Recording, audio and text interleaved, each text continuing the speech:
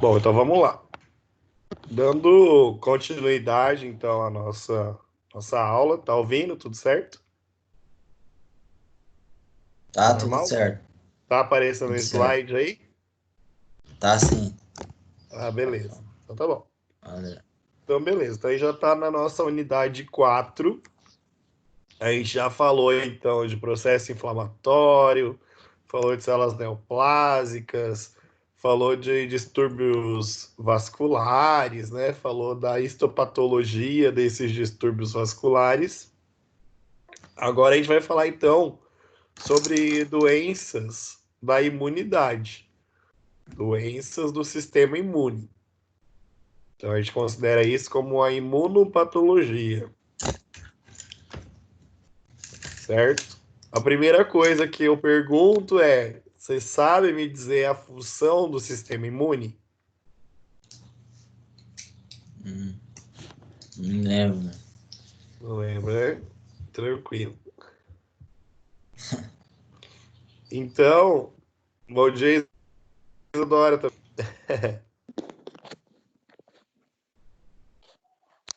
Tava falando aqui que a gente vai falar sobre as doenças do sistema imune hoje, tá? Então, para falar do sistema imune, tem que lembrar qual que é a função, para que serve o sistema imunológico.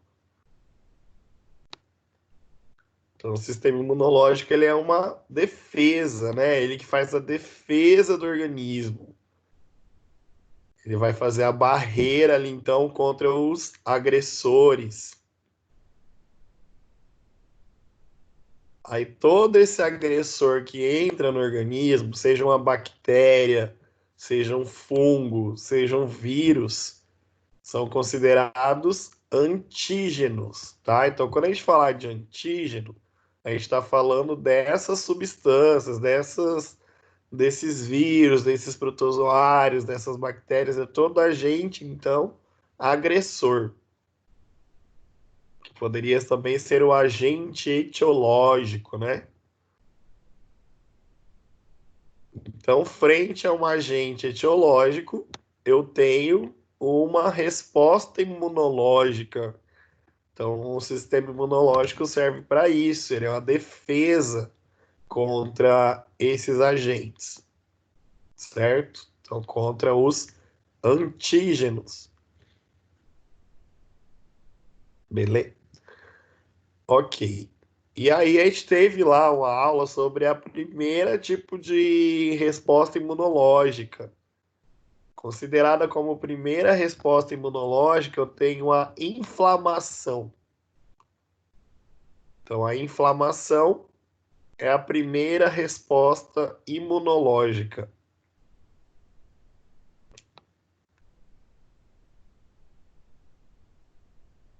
certo?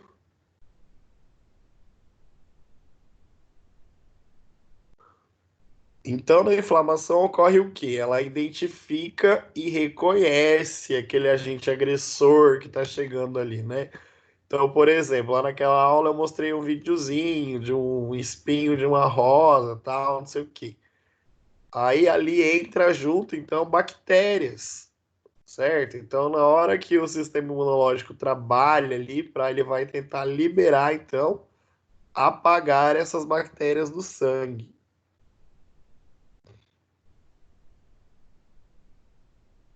Então, a função da inflamação é, então, ter a finalidade, então, de deter esse agente agressor, certo? E outra coisa que o processo inflamatório faz é o quê? A reparação dos tecidos ali.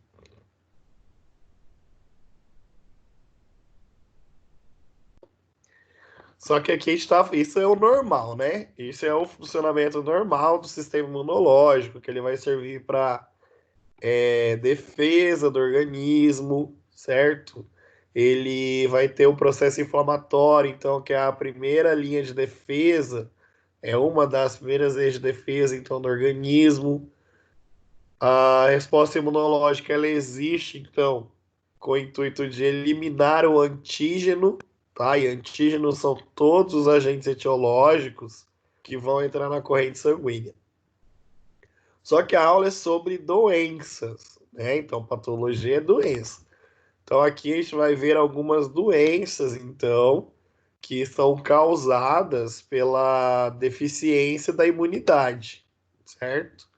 Ou eu vou ter uma resposta exagerada do sistema imunológico, ou eu vou ter uma resposta deficiente, certo?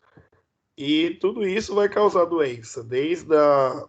Deixa eu admitir uma aí, a Grazi. Então, desde uma. O que eu estava falando? A gente estava falando sobre doenças imunológicas. Então, de uma elevada resposta imunológica, eu vou ter uma doença, ou quando eu tenho uma resposta imunológica falha, baixa, tá? Aí isso, hoje a aula é sobre doenças imunológicas, né? Então, quando eu tenho uma imunodeficiência, é uma falha na resposta imunológica. Tá? Então, imunodeficiência é uma falha na resposta imunológica. Eu vou ter situações de hipersensibilidade, que é uma reação exagerada do sistema imunológico, uma reação exacerbada do sistema imunológico.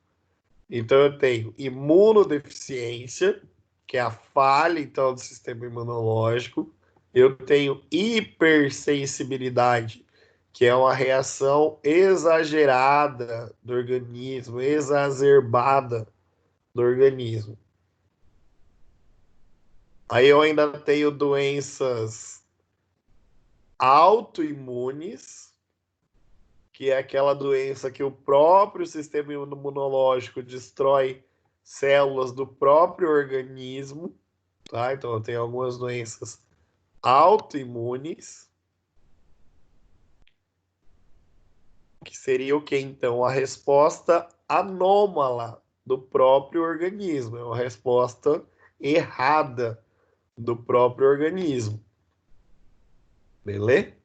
Então eu tenho doenças por imunodeficiência, que é uma falha na resposta imunológica.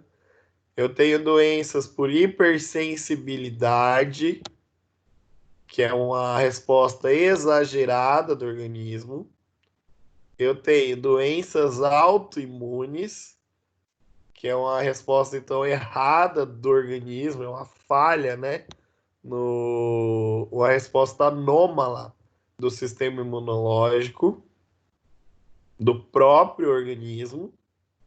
Então, doença auto próprio, né? Então, autoimune é uma doença que destrói o próprio organismo. E eu ainda tenho situações de depósito de imunocomplexo.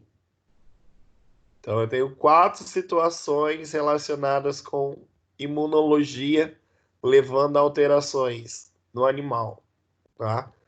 Foi a questão da imunodeficiência, da hipersensibilidade, da doença autoimune e agora de depósito de imunocomplexos,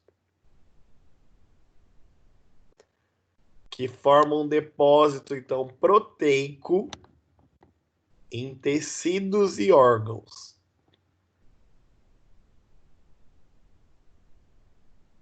Ok? Então, é um depósito proteico em tecidos e órgãos.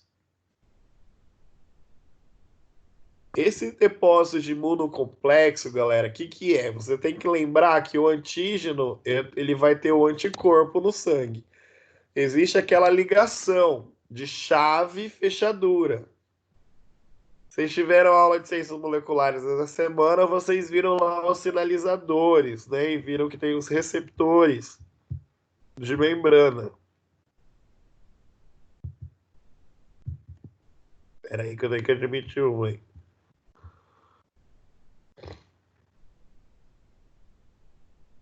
Oxe, não foi? Então, vocês viram lá que tem os sinalizadores de membrana. Então, eu tenho na superfície dos antígenos e dos anticorpos aqueles sinalizadores, aqueles receptores. Quando existe uma ligação de um antígeno ao anticorpo, a gente fala de ligação de chave-fechadura, que ela é perfeita, aquela ligação.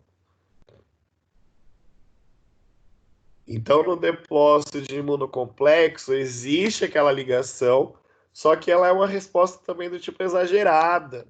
E ela acaba fazendo um depósito proteico nos tecidos e órgãos. Certo? Nós estamos falando de doenças imunes. Então, a gente falou da situação do sistema imunológico, então, tá falho. Então, eu tenho uma imunodeficiência, quando ele está assim, com essa resposta falha. Eu tenho uma situação que a resposta é exagerada. Aí é uma situação do que mesmo? Quando a resposta é exagerada?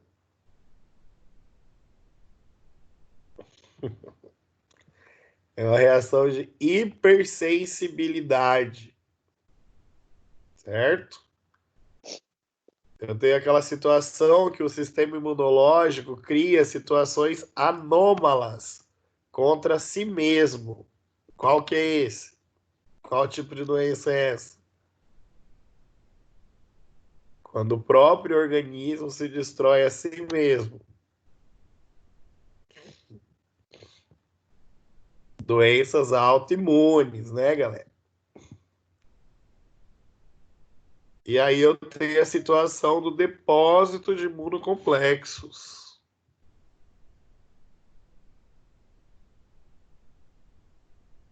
Então, quando eu tenho a situação de depósito de imunocomplexos, é por quê? Porque tem aquela ligação de chave e fechadura em antígeno e anticorpo. Aí existe uma resposta ali que libera, então, substância proteica nas articulações, nos tecidos, nos órgãos, beleza? Então, hoje a gente está falando sobre doenças imunes. Tá? Então, esses são os 4 tipos que a gente vai falar um por um deles, né? Só que antes de falar dessas doenças, né, a gente precisa lembrar, então, vocês precisam relembrar o que é a imunidade inata e a imunidade adquirida, certo? Espera aí um pouquinho. Aí. Imunidade inata e imunidade adquirida. A imunidade inata é a primeira linha de defesa, digamos assim. Por exemplo, eu tenho barreiras cutâneas, que é a própria pele. A própria pele é uma barreira ali de defesa no organismo. Eu tenho a situação do muco, lá do sistema respiratório, que ele protege também ali o sistema respiratório. E os próprios cílios, né? Os cílios, aquelas células que são ciliadas, tudo isso aí são barreiras primárias, né? Então dá para falar que é imunidade inata. As células representadas aqui da imunidade inata, porque é isso que vai diferenciar, tá? Imunidade inata de imunidade adquirida. O tipo celular. Inclusive, hoje vocês têm uma pós-aula que são 3 questões do livro. Bem facinho essas questões. Vocês vão fazer, só me manda a resposta lá de cada uma. Pode mandar no meu WhatsApp mesmo depois da aula. E está relacionado, quando pergunta assim, então, de tipos de defesa, né? É o tipo celular que vocês têm que saber. Então, quando a gente fala imunidade inata, ela vai ser representada então pelos fagócitos, que são os polimorfonucleares, esses PMN ali. Que daí entram os neutrófilos, eosinófilos, basófilos, os macrófagos. E a diferentona é a célula NK, que significa o quê? natural killer, tá? São assassinas naturais do organismo. São as células natural killer. Para quem gosta de filme de serial killer, aqui tem a natural killer. Beleza? Então a natural killer, ela é o quê? Imunidade inata. É a primeira células ali é a primeira barreira, digamos assim, de proteção. Imunidade inata, representada pelas células como macrófagos, polimorfonucleares e células natural killers. A célula natural killer, ela está relacionada então com a eliminação de vírus e células neoplásicas, aquelas células do câncer. Beleza? Então, igual agora aí que tá falando do corona, né? Então, o corona é um vírus. Quando ele entra na circulação, ele entra no agente, a primeira célula que vai ser ativada contra essa célula viral ali, essa partícula viral, é a natural killer. Beleza? Porque a resposta é essa. Quando eu tenho uma célula parasitada por vírus, ou uma célula neoplásica, uma célula que se diferenciou, quem tenta destruir aquela célula é a natural killer. Beleza? A imunidade inata, ela é do tipo inespecífica. O que quer dizer isso? Que ela não tem memória, tá? Igual lá no caso da catapora. Uma pessoa que pega catapora não vai pegar de novo. É muito raro acontecer. Por quê? Porque existe a resposta, a lembrança imunológica. Então, a partir do momento que eu tenho a resposta, isso é a imunidade do tipo adquirida, tá? Então, quando eu tenho memória, é imunidade adquirida. Então, a inata, ela não tem essa memória, tá? Ela é uma resposta inespecífica. Ela chega ali, vê que tem alguma coisa errada, vai matando, vai fagocitando, vai destruindo. Mas não existe uma lembrança, uma memória. Outro sistema que participa da imunidade inata é o sistema complemento. Esse sistema complemento, galera, ele vai ser representado por proteínas, que recebe o nome de C3 e C5. O que essas proteínas fazem? Elas chegam, então, no antígeno e ficam na superfície daquela membrana que a gente falou em ciências moleculares. Então, essa proteína C3 e C5 fazem parte do sistema complemento, é o nome que recebe, e ela fica na superfície, então, desse antígeno. Fazendo isso por quê? Isso chama opsonização. Opsonização vai ter mais para frente nos slides, mas eu estou acelerando para já entrar na mente aí. Então a opsonização, ela é como se fosse, eu costumo falar que é como se fosse um tempero, tá? Então ela se liga ali na superfície do antígeno para ele se tornar mais atrativo para ser fagocitado, entendeu? Então é como se fosse um sinalizador também. Tipo, ó, aqui tem um vírus, vem fagocitar essa célula aqui, entendeu? Como se fosse uma propaganda, digamos assim, para o fagócito vir e fagocitar aquela célula. Beleza? Então chama opsonização.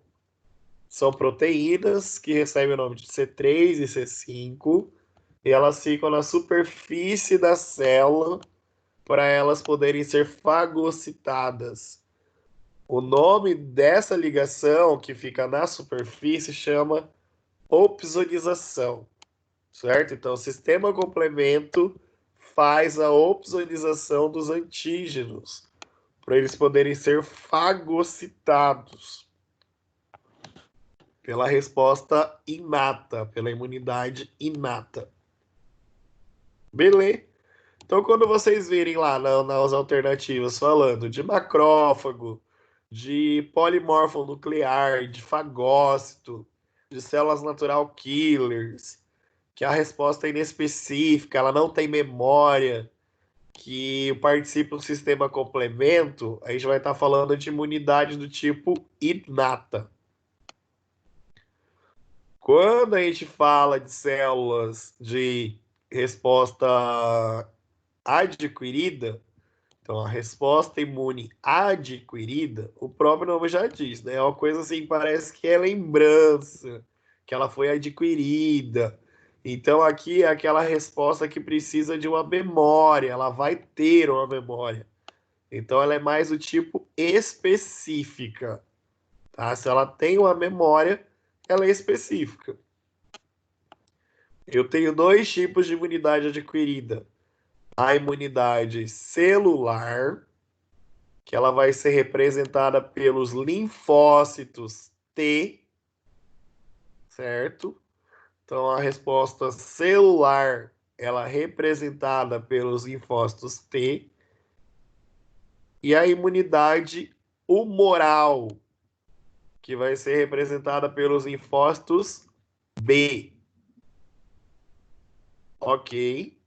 Então, ó, aqui eu tô falando de linfócito. Lá na imunidade inata, nem falei de linfócito.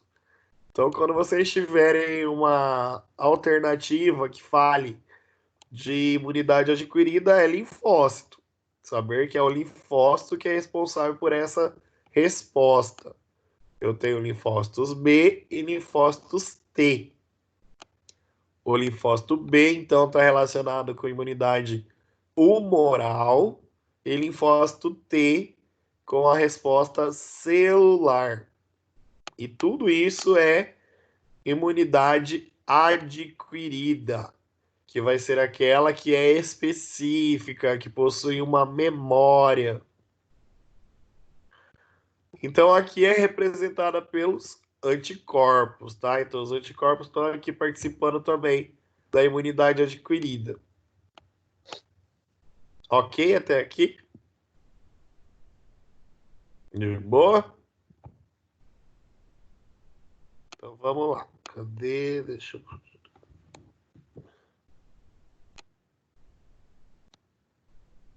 Então, aqui eu só revisando algumas coisinhas que eu já falei, mas vamos lá. Então, a imunidade inata, ela também é denominada de não específica, por ser a primeira linha de defesa do organismo. E ela não possui uma especificidade e memória. Então, ela não tem memória, imunidade inata. Ou seja, responde de uma forma geral aos agentes antigênicos. Então, ela vai responder de uma maneira geralzona ali. Esses mecanismos de defesa da imunidade inata, eles incluem as barreiras corporais, como a pele, a mucosa do trato digestório e respiratório. Então, as próprias mucosas, elas servem como barreira de proteção. E a pele, né, a mais famosa, é a primeira linha de defesa do organismo. Posso ter alterações fisiológicas, como o suco gástrico e o pH ácido do estômago, né? Assim como o aumento da temperatura também é alteração fisiológica. Respostas inflamatórias também, como eu já falei, a resposta inflamatória é como se fosse a primeira resposta do organismo. Então, a resposta inflamatória é uma imunidade do tipo inata. Ok? Que vai ter as alterações vasculares e celulares no local da lesão.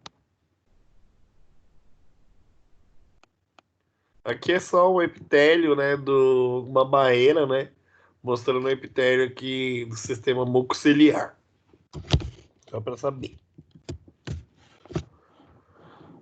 Em relação a células, que é o que eu falei que geralmente cai nas questões, é relacionados com os tipos celulares que eu tenho em cada resposta. Então, na resposta inata, na imunidade inata, eu tenho os fagócitos, que são aqueles que irão fazer, então, a fagocitose. Eu tenho, então, como exemplos, os neutrófilos, que vocês lembram lá que o neutrófilo é o primeiro soldado que chega no processo inflamatório, bababá, lembram? Então, o neutrófilo é um fagócito, relacionado com imunidade inata. Outras células são os monócitos e os macrófagos. E lembram lá que o monócito é quando ele está no sangue e macrófago quando ele está no tecido. Então, esses são os principais fagócitos aí. As células natural killers, como eu falei, é as diferentonas aqui. É como se ela fosse um linfócito. Na verdade, a origem dela é lá nos linfoblastos também, que é onde é gerado os linfócitos. Beleza? Mas ela é diferente. E eu ainda tenho as proteínas, C3 e C5, participando do sistema complemento. Certo? As células natural killers, elas estão relacionadas com a eliminação de quais antígenos mesmo? Natural killer está relacionado com qual antígeno? Meu Deus do céu.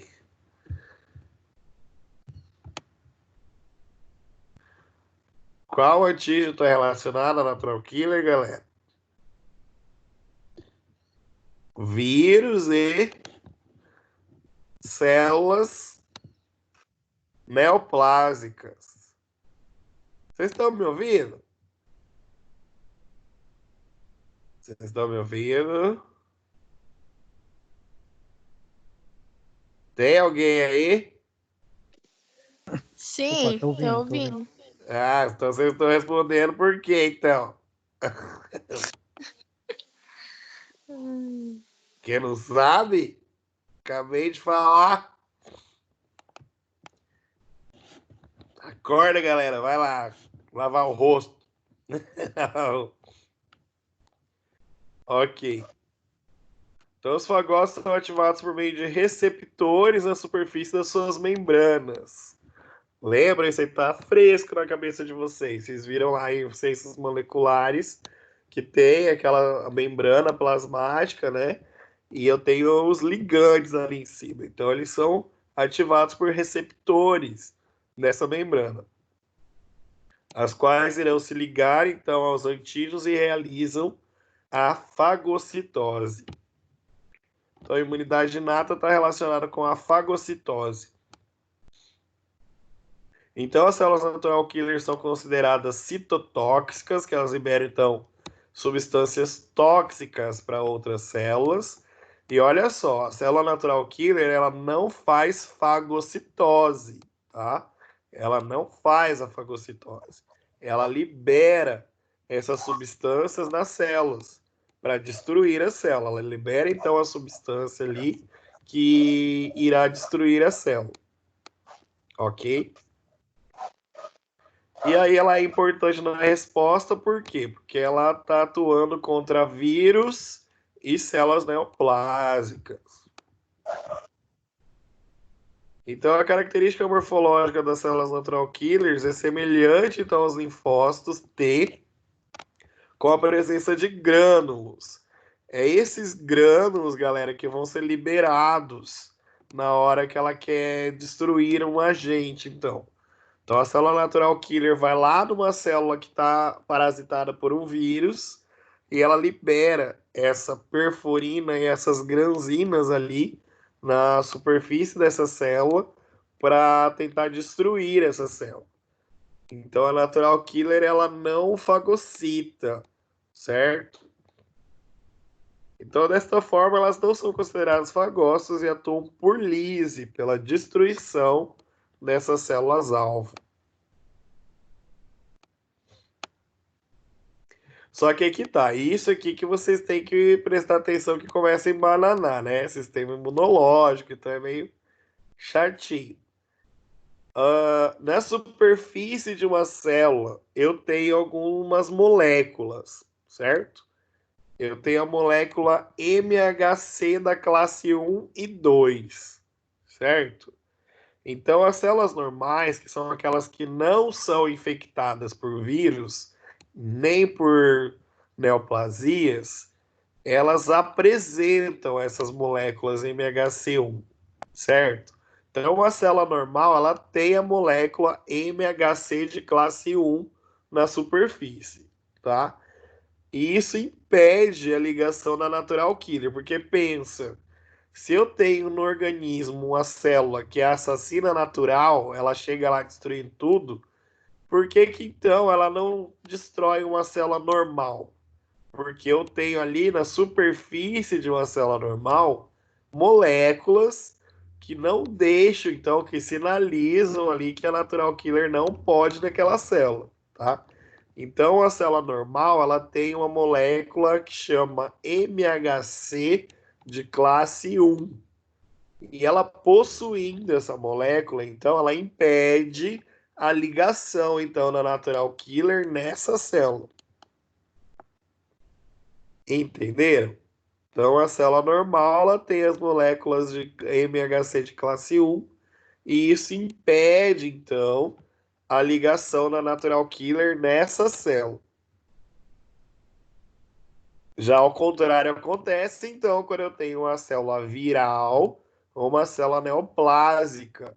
Essas moléculas MHC de classe 1, elas diminuem, tá? Então, elas diminuem e isso facilita com que a célula natural killer, então, se conecte, né, se ligue ali e jogue aquelas substâncias ali para destruir a célula, para fazer a lise celular,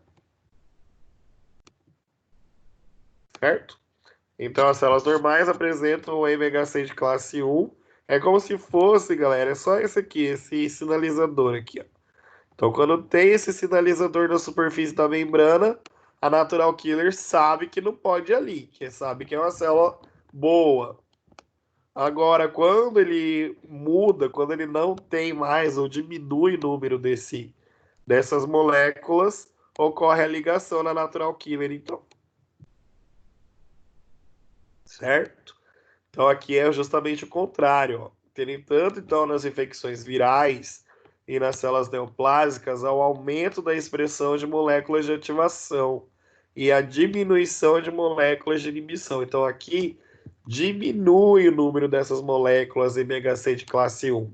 Aí isso facilita com que ocorra, então, a ligação da natural killer àquela célula que está parasitada por um vírus ou uma célula neoplásica.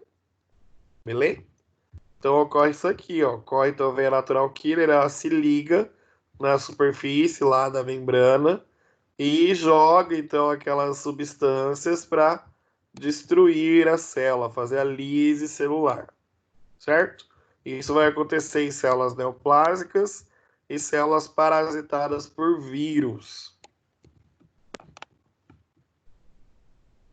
Como eu falei, existe ainda o sistema complemento, que ele é o conjunto então de proteínas do sangue, representadas pela proteína C3 e C5, certo? Essas proteínas que vão ajudar então na fagocitose. Elas fazem a opsonização. Para quem gosta de escrever, ó, tá aí, a opsonização, certo? E essa opsonização faz o quê? Recobre a superfície do antígeno. É como igual eu falei, como se fosse um temperinho ali, né? Joga um negocinho ali e isso torna essa célula mais atrativa, então, para o fagócito. E aí existe, então, a opsonização que é feita pelo sistema complemento, pelas proteínas C3 e C5. Ok? Aqui no esquema dá para ver, ó. Então, esse é o sistema complemento. Ele vai chegar no antígeno, que pode ser uma bactéria, por exemplo, e fica na superfície desse antígeno. Isso torna esse alvo aqui mais atrativo para o fagócito. Aí vem o fagócito, chega ali, acopla e fagocita. Beleza? Então, quem faz isso é o sistema complemento, representado pela proteína C3 e C5. Beleza? Ok. Então, a imunidade inata foi isso. A gente falou, então, que ela é inespecífica, que ela é a primeira barreira do organismo. As representações são representadas, então, pela inflamação, tá? Pelas barreiras cutâneas, pelo muco, pelos cílios. As células aqui representadas são os polimorfonucleares, que a gente vai ter, então, os fagócitos, neutrófilos, macrófagos e monócitos. E ainda eu tenho as natural killer, tá? Que são as assassinas naturais. Os fagócitos, então, eles fagocitam junto, o que auxilia na fagocitose é o sistema complemento, que é representado pelas proteínas C3 e C5, que na superfície desse antígeno elas se aderem e faz a opsonização, fazendo com que essa célula, então, seja mais atrativa para o fagócito, beleza? A natural killer, ela diferencia, então, as células através de uma molécula, que chama molécula MHC de classe 1. As células normais, elas têm esse MHC de classe 1. Então, a célula natural killer não se fixa nessas células. Ela vai se fixar, então, em células que estejam parasitadas por vírus e células neoplásicas.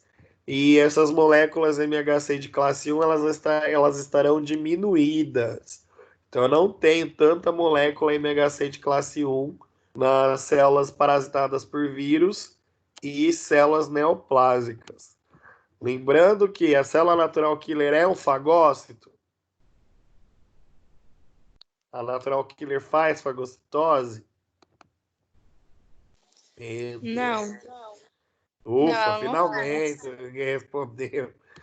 Então, ela não faz fagocitose, né? Ela só se liga ali na célula e joga aquelas substâncias lá, as perforinas e tal, para destruir a célula. Essa destruição chama lise celular. Esse nome você já tem que pegar, porque quando a gente falar de hemólise, vocês têm que ligar que é isso, que é a destruição da hemácia, né? Então aqui eu tenho a lise celular, então destrói a célula. Ok? Então isso foi imunidade inata. Agora a gente vai falar de imunidade adquirida, tá? Então, a imunidade adquirida ela é considerada a segunda linha de defesa, por ser específica. Então, aqui ela é específica e ela tem memória, tá? Então, existe especificidade e memória contra os agentes antigênicos. Só que ela é dividida em duas formas. Eu tenho a imunidade do tipo celular e imunidade humoral. Quando eu tenho resposta celular, os linfócitos T que estão presentes. E esses linfócitos T, eles atuam contra os agentes intracelulares, tá? Linfócitos T contra agentes intracelulares. E resposta humoral, linfócito B, que fazem então contra agentes extracelulares e toxinas. Certo? Ok. Igual na perguntinha lá de ciências moleculares que falava da cólera, que tinha toxina bacteriana e tal. Então, toxina geralmente é linfócito B que vai estar atuando ali. Bom, aqui só fala então que os linfócitos C são ativados então pelos receptores das células T, que são moléculas específicas de ligação. que são presentes, então, na superfície da membrana, e é o famoso MHC que a gente falou agorinha. Então, aqui eu tenho dois tipos de MHC, de classe 1 e de classe 2. Esse é o MHC de classe 1, igual eu falei, ele está presente na célula normal. Então, na célula normal eu tenho MHC de classe 1. Então, ele está presente em todas as células nucleares de mamíferos vertebrados. E a classe 2 está presente nas células apresentadoras de antígeno. Quem são essas células apresentadoras de antígeno? Eu vou ter o linfócito B, células dendríticas e os macrófagos, tá? Então, o MHC de classe 2 só está nessas células apresentadoras de antígeno, que é o linfócito, células dendríticas e macrófagos. MHC de classe 1 está presente em todas as células dos mamíferos, né, vertebrados, mamíferos vertebrados. Beleza? Aqui, galera, eu só vou falar aqui que é o CD4, que é o CD8, tá? Então, aqui a imunidade o quê? Do tipo celular. Ela é representada, então, pelo linfócito CD4 e CD8. O CD4, ele tem a função de produzir e liberar citocinas e interleucinas, que vão auxiliar na defesa imune. E o linfócito TCD8 tem a função de destruir as células. Beleza, galera? É só isso aqui, porque aqui, hoje é o nosso foco mais nas doenças, né? Só que dá uma lida lá em imunologia, que eu acho que vocês já tiveram, né? E relembra.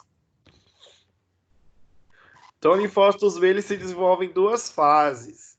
Eles vão se desenvolver em linfóides, em órgãos linfóides primários, que é, por exemplo, a medula óssea, e depois em órgãos linfóides secundários, que é o baço, placas de Peyer e linfonodos, certo? Então, o linfócito B, que está relacionado com a resposta humoral, ele vai ter... Eita aí, deixa eu... Cadê?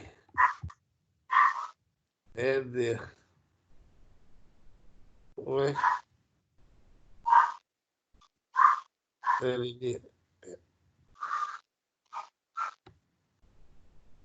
Ok, então vamos lá. Linfócito B se desenvolve em duas fases. Vai ser nos órgãos linfóides primários, que vai ser o caso da medula óssea, e órgãos linfóides secundários, que é o baço, placas de Peyer, linfonodos e a bursa de Fabrícios. Lembram lá do bursa de Fabrícios, as galinhas? Então lá que é a produção desses linfócitos B, no caso das aves. Bom, e o linfócito B, após a ativação, eles podem se tornar células de memória, tá? Então, quando a gente fala de memória, a gente está falando de linfócitos B, tá?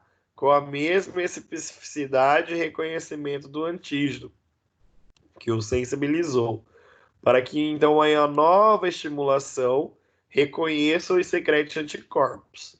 Então, por exemplo, o caso da catapora mesmo, né? Vamos pegar a catapora, que é o mais famoso aí. A pessoa dificilmente ela adquire de novo a catapora. Por quê? Porque ela existe uma resposta do organismo, tá? É o que os pesquisadores estão fazendo com o corona. É aquela dúvida ainda, né? Não tem certeza, porque tem uma pessoa que parece que já se reinfectou, então não tem certeza se a situação do coronavírus ele já tem a resposta do linfócito B para ter uma memória, certo? Então tá em estudo ainda, né, porque é uma coisa muito recente, para ver se realmente as pessoas já adquirem uma lembrança, né, uma resposta imunológica. E quem faz isso é o quê? O linfócito B, que é relacionado com a memória, certo?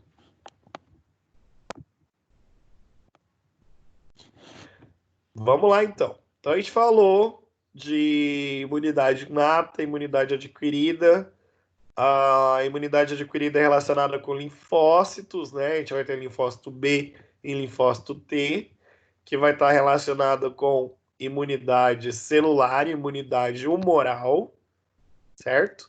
Humoral, linfócito B, memória, e imunidade celular, linfócito T, que eu vou ter o CD4 e o CD8. Ok. Aí agora a gente vai para a parte que é da patologia, né? Que são as doenças, então, por hipersensibilidades.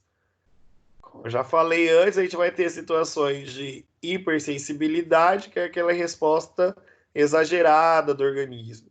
Eu vou ter situações de imunidade baixa, né, que é deficiências da imunidade, que daí eu posso ter até depois as doenças autoimunes. Então eu vou ter situações de imunodeficiência, doença autoimune, hipersensibilidade e depósito por imunocomplexos, lembram? Que é aquela resposta que existe o acúmulo de proteína da ligação de antígeno-anticorpo, que pode se fixar em algumas células de tecidos e órgãos. Beleza. Então, em relação de hipersensibilidade, elas são definidas como uma reatividade anormal a um antígeno específico. Então, aqui, galera, doença já diz, né? Tudo que é anormal. Então, a resposta imune bonitinha é o que a gente viu para trás. Agora, a gente vai ver, então, as patologias, a doença, uma alteração nesse sistema imune que levou à doença. Ok? E de hipersensibilidade, eu tenho 4 tipos. Anotem aí, isso é importante. Vocês poderiam estar acordando agora, assim, eu não ia brigar, porque isso que é a parte importante é agora. Então anotem aí, eu tenho 4 tipos de hipersensibilidade. A hipersensibilidade do tipo 1, ela está relacionada com alergia, alérgenos, tá? Então, hipersensibilidade do tipo 1 relacionado com alergias. É uma resposta exagerada do organismo. Então, por exemplo, vocês já viram algum cachorro que foi ferroado por uma abelha, né? Ficou com o ferrão da abelha. O que acontece com a face desse cachorro? Fica gigante, não fica? Fica inchado ali e tal. Então, foi uma resposta exagerada do organismo. Então, a hipersensibilidade do tipo 1 está relacionado com alérgenos.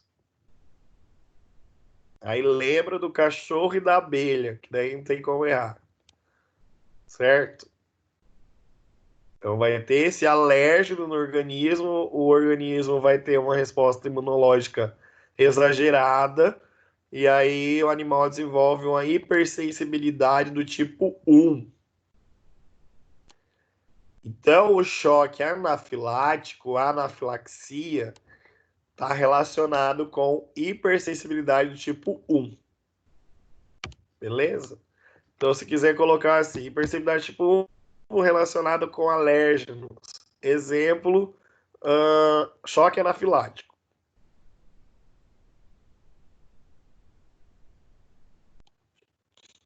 A hipersensibilidade do tipo 2 está relacionada com transfusões sanguíneas. Então, quando faz transfusão sanguínea, pode acontecer reação, né? Essa reação que acontece na transfusão sanguínea é uma hipersensibilidade do tipo 2.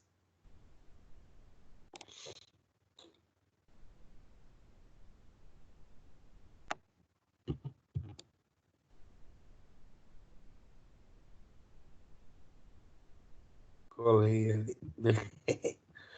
A hipersensibilidade tipo 3, ela está relacionada com imunocomplexos, que é o depósito de imunocomplexos, então é uma hipersensibilidade do tipo 3, que é a situação lá da chave fechadura, antígeno, anticorpo. Essa ligação, ela libera uns depósitos de proteína que vão se depositar, então, em órgãos e tecidos.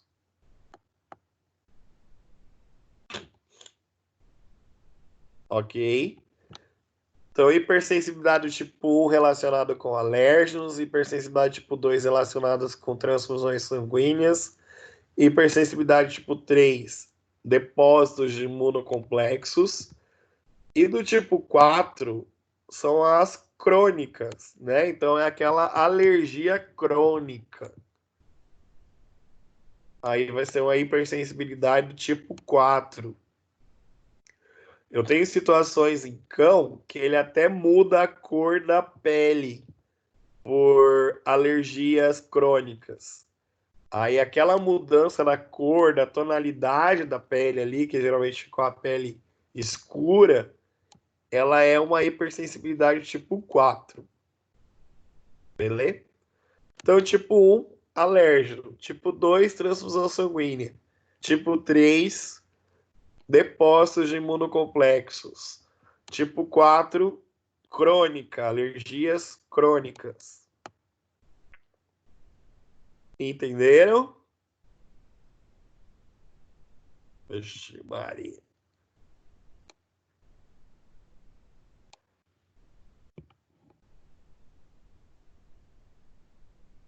Então, a hipersensibilidade tipo 1 ocorre de forma imediata à exposição ao antígeno, o qual, neste caso, é chamado de alérgeno, né?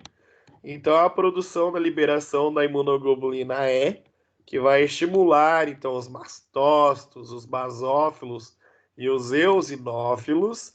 Lembram quando eu perguntei lá de eosinófilo, qual que é ele está responsável por quê? Por verminoses e alergias. Lembram que o eosinófilo é aquela célula que tem no citoplasma aqueles grânulos vermelhos, arroseados lá? Então, beleza.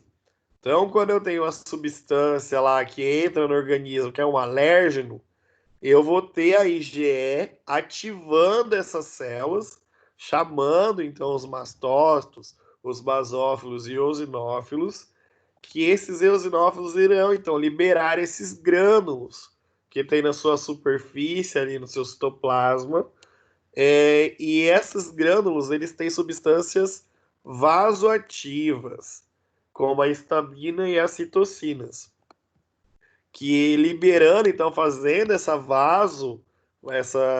liberando essas substâncias vasoativas, isso chama as células da inflamação. Por exemplo, o neutrófilo, tá? Então, isso que acontece, ó, imagina aí, vai ter uma substância que é alérgena, né, um alérgeno no organismo, ali presente vai ter a imunoglobulina E, essa imunoglobulina E ativa, então, os mastócitos, basófilos e eosinófilos. Esse eosinófilo e o basófilo, eles têm os grânulos na sua superfície do citoplasma. A hora que eles chegam ali próximo a esse alérgeno, então eles liberam esses grânulos na corrente sanguínea, que são substâncias vasoativas, que chamam então as células do processo inflamatório. Por exemplo, o neutrófilo. Ok? Então seria isso aqui, galera. Então eu vou ter lá a situação do alérgeno, vai ter a IgE, vai ter os mastócitos, e aí chama então os eosinófilos, os mastócitos e os basófilos que vão liberar os grânulos na corrente sanguínea, e isso chama então as células do processo inflamatório para o local ali que a substância alérgena chegou na corrente sanguínea. Então, como eu falei, a anafilaxia é uma reação de hipersensibilidade tipo 1, que acomete os órgãos e tecidos de uma forma generalizada. Aqui, o principal sintoma que é perigoso seria o edema, né? Então, o edema de laringe, que pode levar, então, a uma dispneia, uma dificuldade respiratória, e pode levar esse animal a óbito, tá? Então, caso não tratada, de uma forma rápida, pode evoluir para a morte do animal, certo? Então, quando a gente tem situações lá por abelha tal, é grave, tá? Não é? Tem que levar esse animal para atendimento, para ficar em observação, porque pode acontecer dele ter um edema de laringe e ter uma dispneia, uma dificuldade respiratória, e ele vir a óbito. A do tipo 2, então, ela vai estar relacionada com aqui, ó, transfusões de sangue, como eu falei, só que tem mais coisas também, como doenças hemolíticas autoimunes, o pênfigo e reações por transfusões de sangue mesmo. Ela é representada, então, pela citotoxicidade mediada por anticorpos, então é uma destruição ali por anticorpos. Nesses casos, os anticorpos promovem, então, a opsonização, a ativação do sistema complemento. Então, aqui os anticorpos chamam aquele C3 e o C5 lá para destruição da célula-alvo. E aqui pode ser células normais do próprio organismo. Ainda substâncias como drogas e proteínas microbianas que estão anexadas a uma célula, certo? Então, no caso da transfusão sanguínea, são células diferentes, né, que estão entrando na corrente sanguínea. Ele acaba fazendo essa resposta ali de hipersensibilidade. Tipo 3 é a situação dos imunocomplexos, né?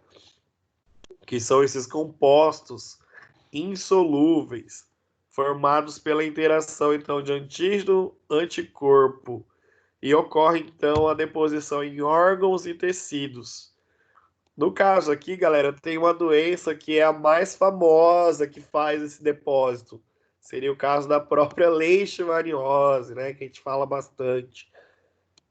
Na leishmaniose, o animal pode desenvolver uma glomerulonefrite por depósito de imunocomplexo, ou seja, esses compostos aí de antígeno anticorpo da leixe, eles se ligam então ao rim e ali eles vão causar esse processo inflamatório, então essa destruição, certo?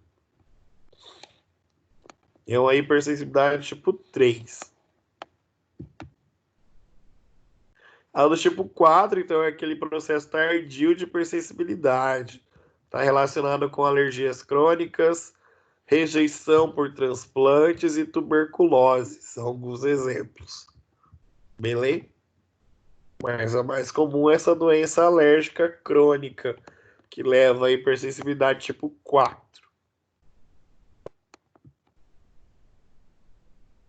Aí aqui tem um tópico só por doença por imunocomplexo, então, que é a hipersensibilidade do tipo 3. Aí vocês já entenderam, então, que é a associação entre antígeno e anticorpo, que leva à deposição deste complexo insolúvel em órgãos e tecidos. Posso ter no líquido sinovial das articulações, tanto é que tem animal, galera, que fica paralítico no caso da leishmaniose, justamente por isso, porque ele vai lá na articulação, se deposita e o animal não consegue nem andar mais, tá? Então, às vezes, alguns casos de paralisia pode acontecer por causa de depósito imunocomplexo.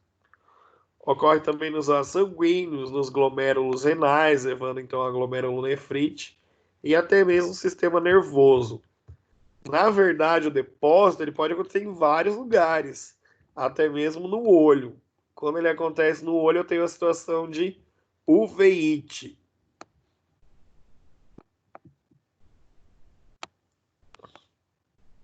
Ok, então o que acontece?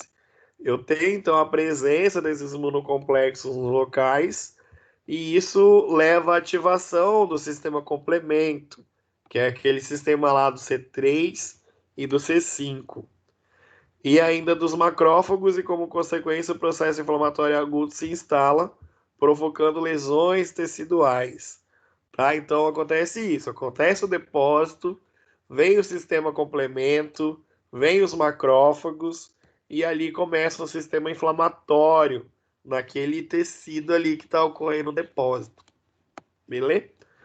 Então as principais doenças provocadas pela deposição de imunocomplexo são infecções persistentes, como a leishmaniose visceral, doenças autoimunes como lúpus eritematoso sistêmico e inalação de agentes etiológicos, como os esporos de fungos, vírus ou bactérias. Tá? Então, no caso da leishmaniose, eu tenho depósitos de imunocomplexos. Ok? Aí vamos falar então das doenças autoimunes e imunodeficiências. Então, as doenças autoimunes, elas são provocadas pela resposta imune contra antígenos de células e tecidos do próprio organismo. Tá? Então, o próprio nome já diz, autoimune, é uma destruição do próprio organismo. Caracterizado, então, pela intolerância a componentes e a substâncias endógenas ou reações imunes excessivas às células e ao tecido do próprio organismo. Pode ser de causa genética, tá? Então, geralmente a doença autoimune ela tem um cunho genético e seja o provável fator desencadeador das respostas autoimune patológicas, tá? Então, o fator genético geralmente está relacionado aí nessas doenças autoimunes. Em condições normais, o sistema imune então responde aos antígenos ou desenvolve tolerância imunológica para evitar respostas excessivas ou contra componentes do próprio organismo. Alguns exemplos incluem então lúpus eritematoso discoide, tá? Esse é o discoide, tem o sistêmico, que foi do depósito imunocomplexo, aqui é o discoide. O pênfigo foliáceo e a pododermatite plasmocitária. E em cães, a gente tem bastante casos de pênfigo foliáceo, tá? Então, é mais comum acontecer pênfigo em cães de doença autoimune. Beleza? Em relação à imunodeficiência, o próprio nome já diz, então são caracterizados pela redução da resposta imunológica contra os agentes antigênicos. É algum problema que o próprio organismo já tem uma falha na resposta. Então, isso é uma imunodeficiência. O resultado, então, dessa deficiência é a maior suscetibilidade para infecções e doenças oportunistas, que vencem, então, a barreira imunológica do organismo animal. Aí existem duas modalidades de imunodeficiência. Eu vou ter a congênita ou hereditária e a adquirida. A congênita e hereditária é por falha, então, na produção de células de defesa, é alguma falha congênita ou hereditária do sistema imunológico, ou adquirida, que pode estar relacionado por infecções virais, protozoários, fungos que destroem ou impedem a produção de células do sistema imunológico. Então, a imunodeficiência, galera, é aquela falha da resposta imunológica. Ela pode ser congênita ou hereditária, que então já vem com esse animal, uma falha genética, ou adquirida através de algum agente etiológico, como vírus, bactérias, fungos. Aí um exemplo que é bem fácil para vocês pegarem é a FIV, que é a imunodeficiência viral felina, que em inglês significa FIV. Então é uma imunodeficiência viral, então ela é causada por um vírus em gatos. Ela é também conhecida como AIDS felina, mas pelo amor de Deus, não vou fazer igual a galera aí achava que a vacina para o cachorro de corona poderia ser aplicada nos animais, nos seres humanos. Aqui, essa AIDS tem nada a ver, galera. É só o nome que é a AIDS felina, tá? Então, é a imunodeficiência viral felina. Então, exemplos de imunodeficiência adquirida que causam uma deficiência imunológica para os animais portadores. E ela é provocada por um vírus, e o nome desse vírus é o lentivírus, certo? Então, esse agente viral, ele provoca alterações no sistema imunológico, ocorre, então, destruição das células T. Então, aqui vai ter uma destruição das células T, Então a imunidade celular desse animal ele vai estar comprometida, né? As quais reduzem então a capacidade imunológica do animal portadores e consequentemente predispõe então os animais para infecções oportunistas que podem levar esse gato à morte, então. Certo? Então, o exemplo de imunodeficiência é a imunodeficiência viral felina, que ela é uma imunodeficiência adquirida, que ela é causada por um vírus. Então, vai ter uma destruição das células T. Então, a resposta imunológica desse animal vai ser falha. Então, ele vai estar propenso a pegar vários tipos de doenças, doenças oportunistas. E essa enfermidade ela é incurável e não existe a possibilidade de transmissão para o ser humano, beleza? Então não passa para o ser humano. E ela é uma doença do tipo incurável. E a transmissão acontece pelo quê? Acontece então pelo contato, pelo contágio, né, direto ali entre brigas e traumas com outros felinos portadores do agente viral. Então, geralmente acontece da gente fazer exame do gato e o gato der positivo para FIV. E aí o tutor fala, mas ele não tem nada, não sei o quê. Mas se o gato já tiver contato, ele pode também ter nascido de uma mãe doente, porque a transmissão ela ocorre da transmissão materno-fetal durante a gestação, né? Então pela placenta, e também na hora do parto, pela ingestão do leite colostro, certo? Então, às vezes, vocês vão ter um gato aí que ele é positivo para FIV e ele nem sai, não vai, não tem contato com outros gatos e tal, mas ele pode ter nascido com a doença já, certo? E aí, galera, dúvidas? Pelo amor de Deus, fala alguma coisa. Galera quieta demais, meu Deus. Vocês estão aí? Sim. Ah, então tá bom. Ó, tivemos 7 alunos hoje. Vou printar aqui para dar pontinho para quem estava. Galera, seguinte. Hoje vocês têm que fazer uma atividade que está no livro. São 3 questõezinhas, rapidinho vocês fazem, questão de 10 minutos. Só faz, não precisa copiar o enunciado, só manda a resposta para mim, tá? Então, tipo, questão 1, tal resposta. Questão 2, tal resposta. Certo? Beleza? Pode mandar pelo WhatsApp mesmo.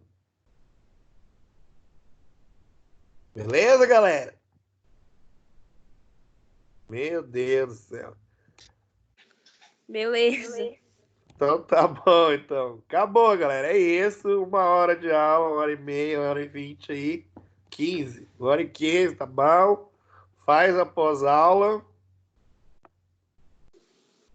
É E da manda pra unidade 4? unidade 4, isso. Unidade 4, aula 1. Beleza. É só procurar lá, imunopatologia. Aí fazer as 3 questões que tem lá.